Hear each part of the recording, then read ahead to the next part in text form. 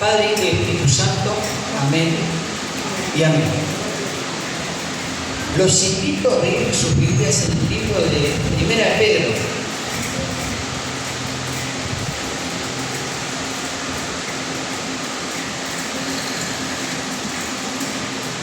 Primera Pedro 1, capítulo 1, versículo 13. Lo tengan, lo tienen, se puede parar. Ya sé que estoy mucho tiempo parado, grabando, hace calor.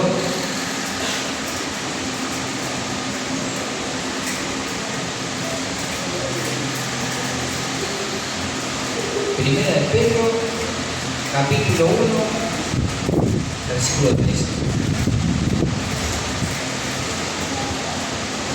¿Lo podemos leer? Bueno. Leemos en el nombre del Padre, del Hijo y del Espíritu Santo. La palabra es así. Por tanto, ceñid el lomo de vuestro entendimiento, sed sobrios y esperad por completo la gracia que se os traerá cuando Jesucristo sea manifestado. Como hijos obedientes, no conforméis a los deseos que antes tenía estando en vuestra ignorancia, sino como aquel que os llamó es santo, sed también vosotros santos en toda vuestra manera de vivir. Porque escrito está, sed santos, porque yo soy santo. Y si invocáis por Padre aquel que sin acepción de personas juzga según la obra de cada uno, conducíos en temor todo tiempo de vuestra peregrinación, sabiendo que fuiste rescatado de vuestra vana manera de vivir, la cual recibiste de vuestros padres, no con cosas corruptibles como oro y plata, sino con la sangre preciosa de Cristo, como de un cordero sin mancha y sin contaminación. Amén. Siéntense nomás. Damos gracias, Señor, por la palabra. Una vez escuché una historia, un cuento, una historia, que decía que había unos indios que tenían como un asentamiento, ¿no?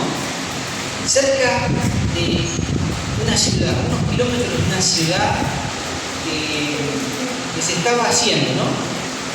Esta gente vivía cerquita, pero esta gente estaba aislada, o sea, del mundo, no se hablaba nada más entre ellos,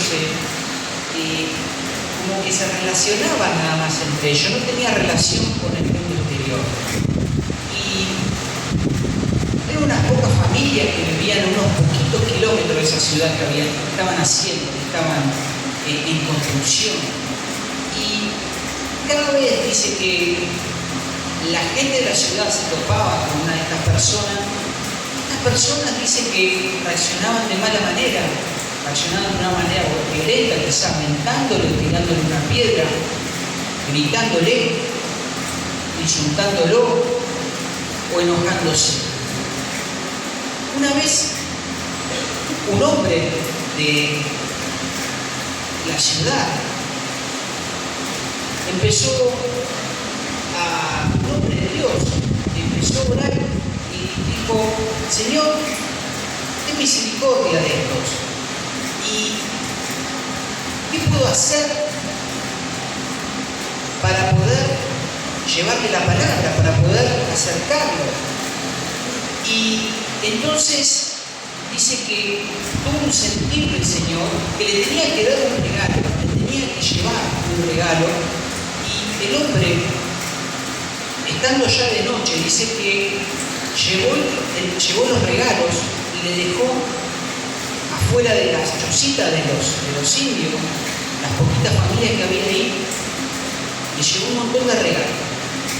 Y al otro día, dice que cuando se levantaron, algunos vieron esos regalos y lo abrieron y lo recibieron con gozo. Esas personas que recibieron con gozo ese regalo pudieron acercarse a esta persona que pudo predicarle la palabra y pudieron cambiar su arrogancia a ser personas más amables, a poder hablar en vez de gritar, a poder escuchar la palabra, a poder rendirse y conocer el Dios tan grande que tenemos. Pero hay otras personas que estaban en esa misma tribu, que vieron ese regalo y que no lo recibieron, que no lo abrieron y que lo tiraron. Esas personas siguieron en su arrogancia, siguieron en sus pecados, siguieron en sus creencias, siguieron en sus insultos y no cambiaron. ¿A qué voy a esto? La gracia de Dios es un regalo muy grande, demasiado grande, que si bien no se compara con el regalo de este hombre, porque este regalo de este hombre fue un simbolismo para acercar unas personas a Dios. Pero la gracia que derramó Dios a todo ser humano es un regalo que fue no a costo de dinero como lo llevó este hombre, que compró regalitos y lo llevó y lo dejó ahí, sino fue a precio de sangre por nuestro Señor Jesucristo, que murió en la cruz del Calvario. Entonces, nosotros debemos de cuidar ese regalo tan grande que Jesús nos dio, ese regalo que se llama salvación, ese regalo que lo podemos recibir, es para todos, pero no todos lo reciben. Como estas personitas que había ahí, esta gente, algunos lo recibieron y se convirtieron, y otros lo rechazaron. Entonces,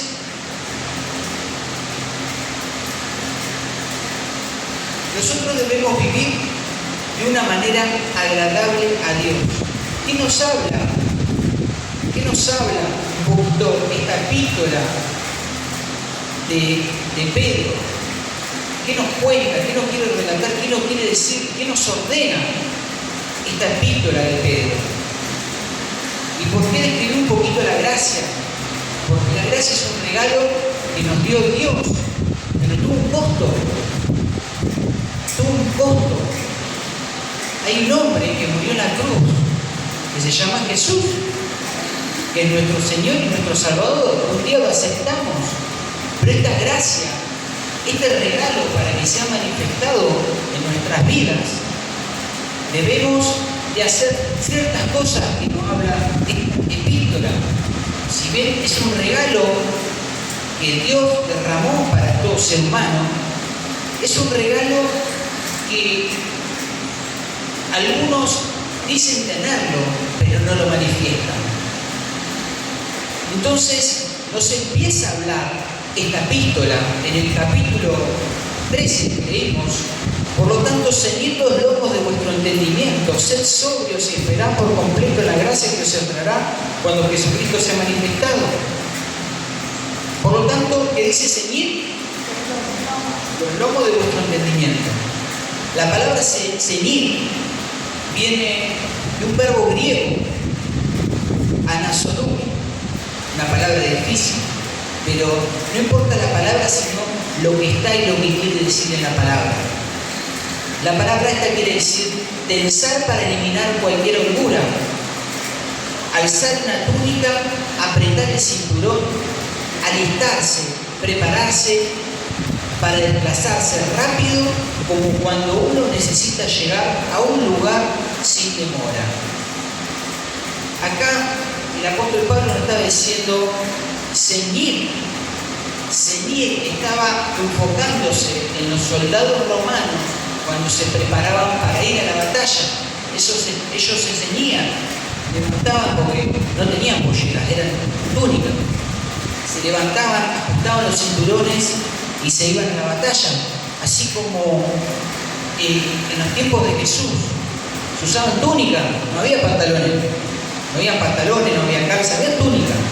Entonces, cuando uno tenía que ir a trabajar, se tenía que poner en movimiento, tenía que ponerse en acción, tenía que ceñirse, tenía que levantar no la pollera, la túnica, y ajustarse el cinturón. Acá está diciendo, ceñid los lomos de vuestro entendimiento. Ceñid los lomos de vuestro entendimiento, pero no del entendimiento que viene del ser humano, sino del entendimiento que adquirimos mediante la gracia de Dios. Debemos ceñir nuestros lomos con ese entendimiento, con el entendimiento de la palabra.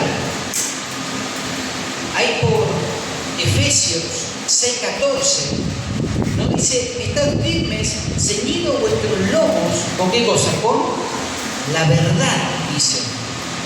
Porque ahí había que ceñirse, porque antes de ponerse la armadura de Dios, hay que ceñir los lomos con la verdad. ¿Y cuál es la verdad? Jesús. Jesús no es la verdad. Jesús es la verdad. Entonces, si nosotros conocemos la verdad, cuando nos dijo conocer la verdad y la verdad te hará libre, nosotros conocimos la verdad, conocimos Jesús. Entonces lo tenemos que manifestar en nuestras vidas. Tenemos que manifestar esa gracia en la vida para poder vestirnos con toda la armadura, esa que está en Efesios. Nosotros nos tenemos que vestir, tenemos que tener la verdad. El que habla mentira no tiene verdad, pero el que habla la palabra tiene la verdad. Amén. Entonces, nos dice que debemos ceñir nuestros lomos. ¿Con qué cosa? Con vuestro entendimiento, pero con el entendimiento no del hombre, sino con el entendimiento adquirido. ¿Está bien? También nos habla de ser sobrios. Lo dice, sed sobrios. Habla de no estar borracho, de no estar embriagado, de no estar bajo alguna reacción tóxica, de alguna droga, del alcohol. Nos habla de eso, de estar sobrios. Porque Primera de Tesalonicenses también nos habla mucho de esto. Por lo tanto, no durmamos como los demás, sino que velemos y seamos sobrios, nos dice. Velar y ser sobrios. Ahí nos dice Primera de Tesalonicenses. Debemos de velar. ¿Recuerdan la parábola esa de las vírgenes, las prudentes y las insensatas? Había vírgenes que eran prudentes, 5 prudentes y 5 insensatas, ¿no? Entonces, las que estaban velando eran las prudentes. Estaban velando, como dice acá, están siendo sobrias, porque una persona que no es sobria, una persona que se alcoholiza o que se droga, está siempre dormido. Entonces, una persona sobria, como estas vírgenes prudentes, que quedaron despiertos con la vela encendida, no se le acabó el aceite, no se quedaron sin aceite. El aceite es la oración, el aceite es velar, el aceite es clamar al Señor. Amén. Aparte, velar, porque vuestro adversario, el diablo, anda como león rugiente buscando a quien devorar. Y lo está haciendo. Y lo está haciendo. Entonces debemos velar. Velar no solamente es orar a la noche, porque a la noche también uno tiene que dormir. A veces se tiene que levantar para orar, pero a la noche hay que dormir también. Debemos de velar durante el día, durante la tarde, durante la noche. Quiere decir mantenernos atentos, sobrios, atentos, orando en todo momento, clamando la sangre de Cristo, porque nuestro adversario el diablo anda como león rugiente, anda buscando quién tomarse. Entonces debemos velar como las vírgenes estas prudentes, no como las insensatas. Debemos mantener el aceite con la llamita, ese aceite que da la llama, con velando, con clamando, orando, leyendo la palabra que nos va a alimentar, porque dice, no solo de pan vivirá el hombre, sino de toda la palabra que sale de la boca de Dios. Y toda la palabra, ¿cuál es la palabra? ¿Cuál es el pan? La palabra. Entonces, también nos habla 1 primero nos dice, ceñid los lomos de vuestro entendimiento, velad, ser sobrio. Y también nos habla de estar como hijos obedientes. Nos habla de hijos obedientes, ¿no? En el versículo 14. Y como hijos obedientes, no conforméis a los deseos que antes tenías estando en vuestra ignorancia. A un padre le gusta que su hijo sea obediente y se goza cuando su hijo es obediente. Cuando un hijo desobedece al padre, el padre se entristece, la madre también. Y acá dice, andáis, dice, no conforme a los deseos que antes tenías, estando en vuestra ignorancia. Antes éramos ignorantes, no sabíamos, no teníamos el conocimiento, pero ahora lo tenemos. Ahora sí sabemos lo que tenemos que hacer, tenemos que poner en obra esa palabra, tenemos que ceñir los lomos con esa palabra para tener ese entendimiento fresco. Debemos ceñirnos de la palabra y ponerla en obra. ¿Qué era ceñirse? Alistarse. Debemos alistarnos para poner en obra la palabra, para que se manifieste Cristo en nuestra vida. ¿Quién le da la gloria a Dios? ¿Nadie? Gloria. Entonces, no debemos conformar los deseos que antes teníamos, los deseos de nuestro corazón, los deseos de nuestras carnes, sino debemos sentir los lomos con nuestro entendimiento el que tenemos ahora, con el entendimiento que nos fue dado. En Romanos 12:2 dice, no nos conforméis a este siglo, sino transformaos por medio de la renovación de nuestro entendimiento. En este siglo, desde lo primero hasta lo último, en el pasado, en el presente y lo que va a venir, siempre va a haber cosas que nos van a querer transformar y nos van a querer llevar para el lado de donde quieren ellos, o sea, para el lado de donde quiere el enemigo, porque el enemigo es el príncipe de este mundo. No lo voy a nombrar porque no se merece. Acá se nombra a Jesucristo, es el dador de la vida. Pero si el mundo está bajo dominio del maligno, va a ser el que dé en bandejita todas estas cosas, para que la gente se conforme a este siglo. Pero acá nos está diciendo, no nos conforméis a este siglo, que lo debemos transformar con la renovación de nuestro entendimiento, con el entendimiento que seguimos los lomos, ¿se acuerdan?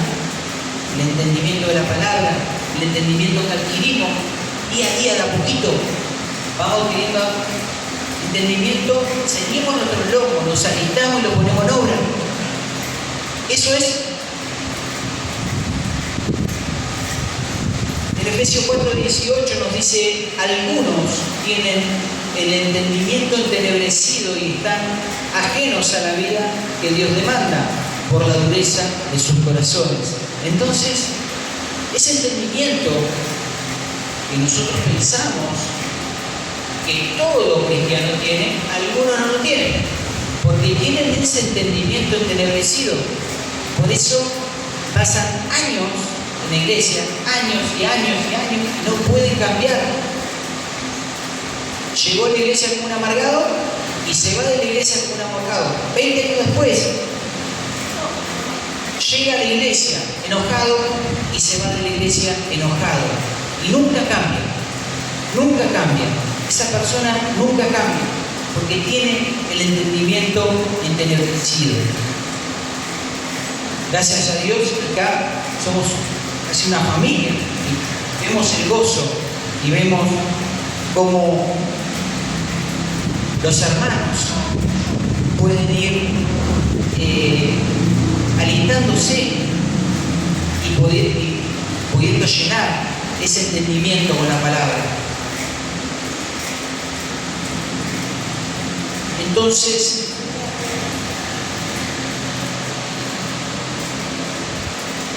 acá nos habla de algo muy importante. A veces nosotros lo vemos como algo más, pero es algo de las cosas más importantes que está en la Escritura que debemos de apuntar. En el versículo 16 nos dice, porque Cristo está, ser santo porque yo soy santo. Entonces, no veamos la santidad como nada más como una palabra, como lo que es Dios, sino como lo que tenemos que ser. Porque dice, ser santo, es un mandato. Ser santo porque yo soy santo. Dice la palabra de Dios, dice, sin santidad nadie verá a Dios. Y debemos de tenerlo como un objetivo tan grande como cualquier objetivo que uno tiene en la vida. Pero el mayor debe ser la santidad para Dios, para poder llegar en esa santidad con los lomos ceñidos del entendimiento que nos da la palabra, sobrios, velando, sin que el aceite se apague, con el fuego del Espíritu, clamando, orando, buscando. Entonces, dice que sin santidad nadie verá a Dios. Y miren lo que dice el versículo 17, si invocáis por el Padre, aquel que sin acepción de personas juzga según la obra de cada uno, conducidos con el temor, todo el tiempo de vuestra peregrinación. Acá habla de un temor que tenemos que tener, un temor de no andar en desobediencia, no andar en pleitos, no andar en cosas que no nos convienen, dándole oídos a lo que nos dice el mundo, porque no nos debemos conformar a este siglo, sino nos debemos conformar a la Escritura, porque la Escritura nunca cambia, Dios no cambia. Pero fíjense que van pasando moda, y esas modas, si nosotros la escuchamos, ponemos oído, prestamos atención, podemos ser atraídos por alguna de esas modas. Y las modas van cambiando, van muriendo y van cambiando, pero la palabra nunca muere y nunca cambia. El Señor es el primero y el último, el alfa y el omega, el principio y el fin. Y acá vamos a dejar la palabra. Padre, en el nombre de Jesús, te damos la gloria y la honra, Señor. Te pedimos, Señor, que podamos estar ceñidos en nuestros lomos con esa verdad que es la palabra, estar ceñidos con tu entendimiento, Padre. Que podamos ser como tú quieres, hijos obedientes, que podamos ser hijos que velan, hijos sobrios, como tú quieres, Señor. Como estaba diciendo el apóstol Pablo, que podamos llegar a la santidad, porque tú eres santo y sin santidad nadie te verá. Te pedimos que estés tocando, Padre, esta iglesia, estés bendiciendo esta iglesia, a cada uno de los hermanos. Te pido por ellos, Señor. Te pido, Padre, para que tú los tengas en tus manos, Padre, para que cada uno, Padre, de ellos esté, Señor, ceñiendo los lomos con el entendimiento que tú le das, Señor. Que se esté agitando, que esté poniendo en obra la palabra, la santidad, la obediencia. Que andemos como hijos de obediencia y no como hijos de desobediencia. Porque somos hijos tuyos, Señor, comprados por la sangre de Cristo. Y fue el Señor que pagó un precio muy alto para comprar nuestras vidas, para pagar lo que nosotros teníamos que pagar. Te damos gracias, te damos la gloria y la honra, Señor. En el nombre del Padre, del Hijo y del Espíritu Santo de Dios. Amén y amén. Un aplauso.